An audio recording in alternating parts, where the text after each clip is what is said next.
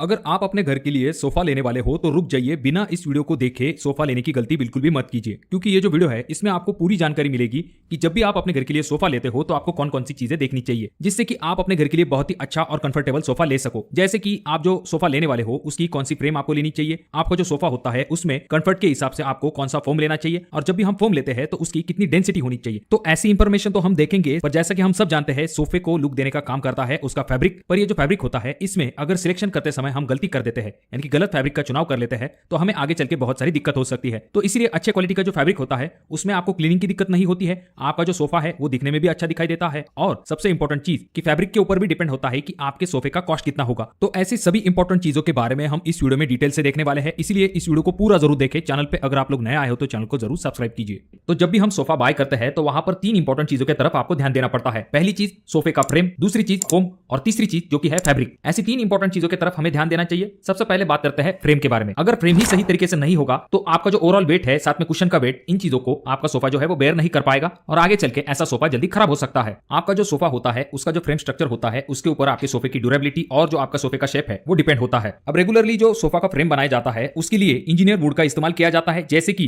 Plywood हो या फिर एमडीएफ, ऐसी चीजों का इस्तेमाल किया जाता है। पर अगर आपको बहुत ही ज्यादा ड्यूरेबल मटेरियल चाहिए, ऐसे में आप जो है शीशम की लकड़ी या फिर मैंगो वुड का इस्तेमाल कर सकते हो, जिससे कि आपका जो सोफे का फ्रेम है वो ज्यादा मजबूत बनेगा। और यहाँ पर ध्यान देने वाली बात ये भी होती है कि अगर आप प्लाईवुड या फिर एमडीएफ का इस्तेमाल करते हो तो ओवरऑल सोफा बनाने का जो कॉस्ट है वो कम हो जाता है। इसी वजह से ऐसे मटेरियल से बने हुए सोफा आपको कम दाम में मिलते हैं। और जब आप लकड़ी का इस्तेमाल करते हो, जैसे कि शीशम की लकड़ी हो या फिर मैंगो लकड़ी या फिर किसी और भी महंगी लकड़ी का इस्तेमाल करते हो, ऐसे में फ्रेम का कॉस्ट बढ़ने की वजह से सोफे का जो ओवरऑल कॉस्ट है वो भी बढ़ जाता है। अब ये तो हो गई सोफे के फ्रेम की बात, पर जहां तक बात आती है सोफे के दूसरे सबसे इंपॉर्टेंट पार्ट की, तो वो है फोम। आपके सोफे के कंफर्ट के लिए आपका फोम अच्छा होना काफी जरूरी होता है, और अगर आप गलत फोम का चुनाव कर लेते हो तो ऐसा सोफा आगे चल के सैगी हो जाता है। इस्तेमाल में ऐसा सोफा काफी अनकंफर्टेबल हो जाता है। अब जब भी आप फोम को सिलेक्ट करते हो तो आपको कुछ इंपॉर्टेंट चीजों की तरफ ध्यान देना पड़ता है। तो फोम में सबसे पहली और सबसे इंपॉर्टेंट चीज जो कि आपको ध्यान देनी है, जो कि है डेंसिटी। जितनी ज्यादा आपके फोम की डेंसिटी होगी वो उतना ही ज्यादा कंफर्टेबल होगा और उतनी ही उसकी ज्यादा ड्यूरेबिलिटी होगी। जाहिर सी बात है, जितना ज्यादा हाई डेंसिटी फोम होगा उसका वजन उतना ही ज्यादा होगा। अब ये जो फोम होता है इसमें मेनली मार्केट में आपको दो टाइप मिलते हैं। पहला जो कि होता है पीयू फोम यानी कि पॉलीयूरेथीन फोम, और दूसरा होता है एचआर फोम यानी कि हाई रेजिलियंस फोम। अगर आपके सोफे में स्प्रिंग लगी हुई है तो वहां पर आप 40 डेंसिटी वाला पीयू फोम इस्तेमाल कर सकते हो, और अगर आपके सोफे का बेस एकदम सॉलिड है यानी कि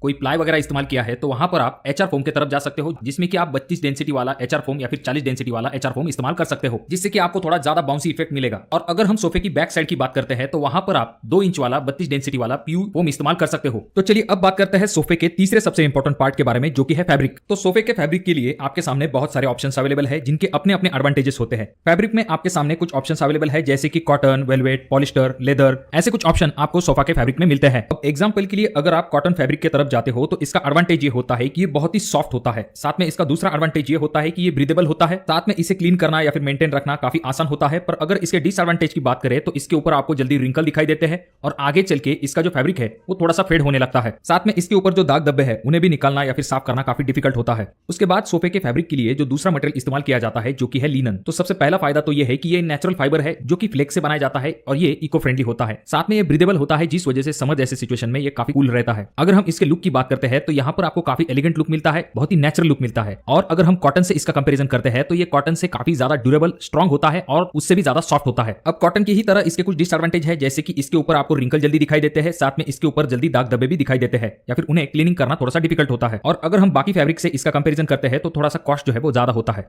अगर हम अगले फैब्रिक की बात करें, जो कि है पॉलिएस्टर, तो ये एक सिंथेटिक फाइबर होता है। इसका एडवांटेज ये होता है कि इसके ऊपर आपको रिंकल वगैरह ऐसी चीजें जल्दी दिखाई नहीं देगी। उसके बाद में इसका कलर भी जल्दी फेड नहीं होता है। इसका अगला एडवांटेज ये है कि ये अफोर्डेबल होता है। अगर हम नेचुरल फाइबर से इसका कॉस्ट कंपेयर करते हैं तो इसका कॉस्ट कम होता है, साथ में ये इजी टू क्लीन भी होता है। पर इसका दूसरा डिसएडवांटेज ये है कि इसकी वजह से आपको थोड़ा सा सिंथेटिक फील आता है और ये लेस ब्रीदेबल होता है। अगर हम अगले फैब्रिक के बारे में बात करें, जो कि है वेलवेट, तो अगर आपको लग्जरियस अपीयरेंस चाहिए तो वहां पर आप जो है वेलवेट का इस्तेमाल कर सकते हो, जिससे कि आपको एक रिच टेक्सचर मिलता है।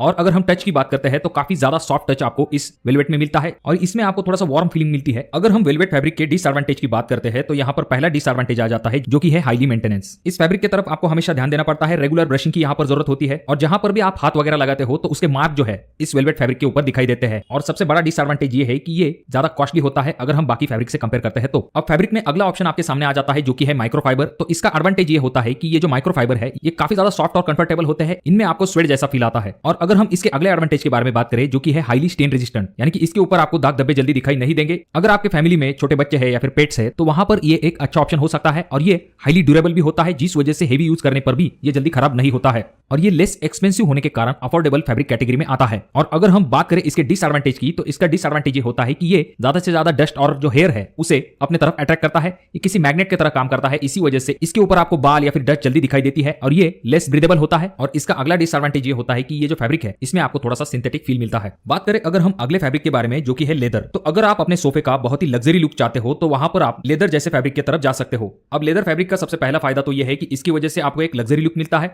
और जब हम ओरिजिनल लेदर का इस्तेमाल करते हैं तो ये काफी ज्यादा ड्यूरेबल होता है, ये बहुत ही लॉन्ग लास्टिंग होता है। जैसे जैसे समय बीतता है तो इसका फैब्रिक और भी ज्यादा निखर के सामने आता है। तो ये खासियत होती है ओरिजिनल लेदर की। और ये काफी इजी टू क्लीन होता है। इसके ऊपर से आप जो है दाग धब्बे जल्दी आसानी के साथ वाइप करके क्लीन कर सकते हो। पर इसके अगर हम डिसएडवांटेज की बात करें तो इसका डिसएडवांटेज ये होता है कि इसका जो कॉस्ट है वो काफी ज्यादा होता है। इसके ऊपर आपको स्क्रैच भी जल्दी दिखाई देते हैं। आपको कौन से टाइप का सोफा अपने घर के लिए नहीं लेना चाहिए। तो खास करके जो बल्कि डिजाइन वाले सोफा मार्केट में अवेलेबल होते हैं तो उनका इस्तेमाल आपको नहीं करना चाहिए। खास करके ये जो बल्कि सोफा होते हैं इनमें ज्यादा कुशन का भी इस्तेमाल किया जाता है। अब ये जो बल्कि टाइप के सोफा है इनका नुकसान ये होता है कि पहली चीज इनका लुक इतना अच्छा दिखाई नहीं देता है। दूसरी चीज इनकी वजह से ज्यादा स्पेस भी कंज्यूम होता है। अगर आप छोटे लिविंग रूम के अंदर इसे लगा लेते हो तो पूरा ध्यान आपके सोफे के ऊपर जाता है और आपका लिविंग रूम जो है वो काफी छोटा दिखाई देने लगता है। तो इसीलिए इस तरह के जो एक्स्ट्रा बल्कि सोफा होते हैं उन्हें आपको जरूर अवॉइड करना चाहिए। सोफा लेते समय और भी कुछ इंपॉर्टेंट चीजें होती है, जैसे कि आपको आपके लिविंग रूम के हिसाब से आपका सोफा लेना चाहिए। उसके बाद में आपका जो सोफा है उसका कलर आपको हमेशा ऐसा लेना चाहिए जो कि आगे चल के ज्यादा उसमें आपको मेंटेनेंस ना हो, यानी कि उसके ऊपर जल्दी दाग धब्बे न दिखाई दे। और आपके इंटीरियर से मैच होता हुआ आपका सोफा होना चाहिए। और सबसे इंपॉर्टेंट चीज, आपका जो सोफा है वो कंफर्टेबल होना चाहिए। तो अगर आप इन चीजों की तरफ ध्यान देते हो तो अपने घर के लिए अच्छे क्वालिटी का सोफा ले पाओगे। तो अगर आपको ये वीडियो अच्छा लगा हो तो जरूर इसे लाइक कर दीजिए। चैनल पे अगर आप लोग नए आए हो तो चैनल को जरूर सब्सक्राइब कीजिए। वीडियो बहुत ज्यादा ही अच्छा लगा हो तो अपने दोस्तों के साथ शेयर कर दीजिए। और ये जो तीनों वीडियो है इनमें से कोई एक वीडियो आपके जरूर काम में आ सकता है।